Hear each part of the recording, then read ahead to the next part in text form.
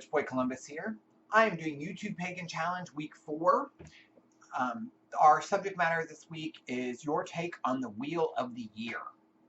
So I'm going to jump right into the subject as normal. My take on the Wheel of the Year. Okay, first of all, I want to say that I really love following the Wheel of the Year. I like the change of seasons. And where I live, I'm in Ohio in the United States, and in this area it follows the wheel pretty much, so like the way it's set up mostly on as far as most of the pictures, like, I mean, with the dates and stuff. I know it's inverted for like Southern Hemisphere and stuff like that, but where I am, we follow it pretty close. Now, that being said, I also watched a video recently to someone I just recently subscribed to, Gem Warrior. I'll try and put his channel link in the description. It's like Jem Warrior. I watched his video, and he, on his own path, has added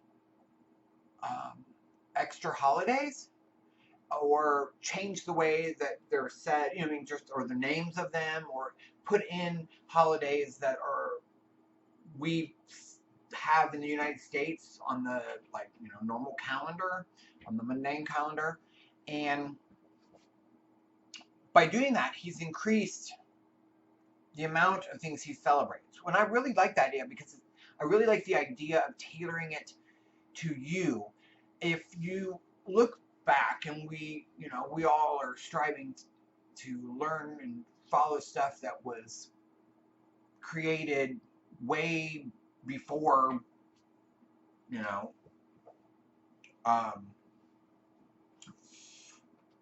written rule, history, religion, and we look, we're following what our ancestors did, or maybe we're not even going back that far, but if you look at it logically, people would have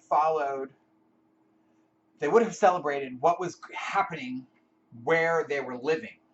You know what I mean? They wouldn't know anywhere else in the world, and because they didn't have this medium where we get to talk and get to know one another from different parts of the country, like in an instant, or I'm sorry, different parts of the world in an instant. They would have just been celebrating what was happening around them at that moment. So I think for my take on the Wheel of the Year is it's a great jumping off point. If you follow those holidays or those Sabbaths, they're named after, like Gaelic and Celtic and stuff like that. And so maybe you're not anywhere near that, or you don't even know anything about that culture. So why would you celebrate that? Or those names, but you probably might celebrate something that's close, maybe just called something different. So I believe that the Wheel of the Year can be tailored to where you live. Now, I spoke about this on another video where I had talked to someone who was kind of down on the wheel, of the Year. I didn't want to celebrate it because I feel left out. She said because she doesn't have the season. She lived in Arizona, I think Phoenix, and it's desert basically. And she said we don't have winter. We have 2 weeks, maybe a week, maybe 2 out of the year where it's chilly or cooler than normal. And I feel kind of left out because the wheel doesn't follow what's happening in my area. And I replied to her and I said, I think that the wheel should be inverted. You're not going to follow things set in stone. The only things that I think that are pretty much set by a variation of a couple days are the events, the astrological events or whatever that happen on the certain points of the year. I'm making this motion because that's the picture I'm looking at. But like the winter solstice or Yule and Litha, the summer solstice, those are 2 events that are going to happen wherever you are in the world. It's going to be the longest, the shortest day is the longest day, or the longest night is the shortest night, however you want to look at it. Or the equinoxes, where it's the same amount of light and dark in that day. Those are going to happen regardless. That's just because of planetary alignment and the light that we get. That's what it's all based on. So those are going to happen. Now the other ones are kind of based off harvests and season change and stuff like that. So if I lived in a place where, well, even here in Ohio, I'm just going to go with this. Even here in Ohio, in bulk, like on this wheel of the year that I'm looking at, is scheduled for February 1st. Now, I've made videos about this, is I don't usually celebrate Imbolc on February 1st. I mean, it's a nice idea, but to me, that's like kind of like celebrating Christmas on the 25th because you were told to.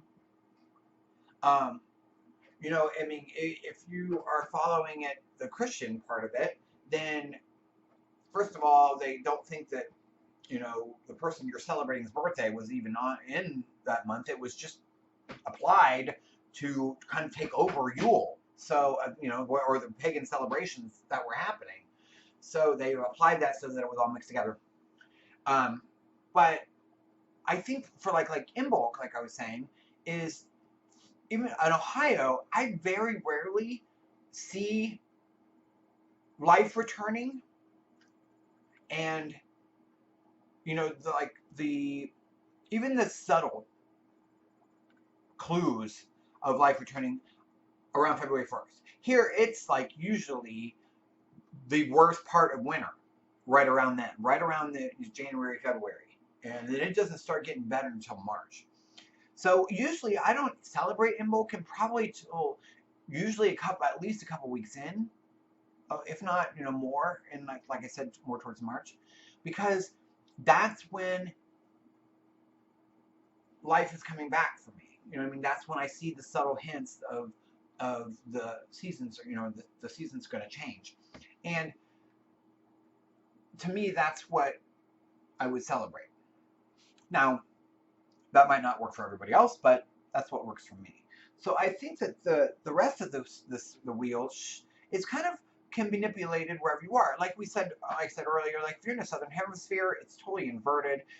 Depending on how close to the equator you are, or your zone that you're in, like the west of our continent or country, I should say, is warmer than the east, but it's not always that way. So like right now, Ohio is having a really super mild winter, where everyone else has had like really, really cold temperatures. So it's a kind of all based what's going on around you. I kind of think of it as the same way I kind of think about how my ancestors or how I would place my elements for my circle. Where if I lived, and I was old-timey, and I lived in a place where the water was in, like a body of water was in the east.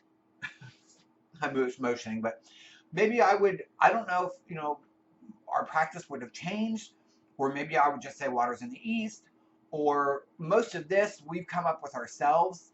That's why it's kind of like neo-paganism, so it's kind of new mixed with old. So I just think that it should be tailored to meet the needs of where you are. And I'm not a huge celebration kind of person. I really like the Sabbath and I really like holidays, but it's not like, I don't like to feel like it's work or a chore to get ready to celebrate. Okay, I want to celebrate. I just want to relax and celebrate, right? So, and being a solitary eclectic, I can basically do that whatever I want. And I kind of went for a while when I was new to this path, and I'm sure that most people can attest to this. When you're new and you're studying all this stuff, you have all these books that say, oh, this is this, and this is the way you're supposed to celebrate, and you're supposed to use these correspondences, and you're supposed to do this, and blah, blah, blah, blah, blah. And most of them say that, you take this with a grain of salt and, you know, use what you'd like, or these are some things you can apply to your celebration or to your Sabbath. Um, but I'm not as, like, I don't, so this is a weird word to use, but devout as some people. Not that I'm saying everyone's a bunch of Wiccan nuts or anything like that, or, but I celebrate, but I don't necessarily have to make it a huge deal at all times. Now, I do hold some huge deals. I personally love Litha.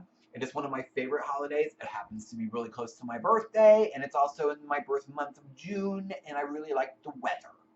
So that I kind of celebrate a lot more, and I really love that holiday. I like the longest day, you know what I mean? I love Yule too, but for me, I don't like cold.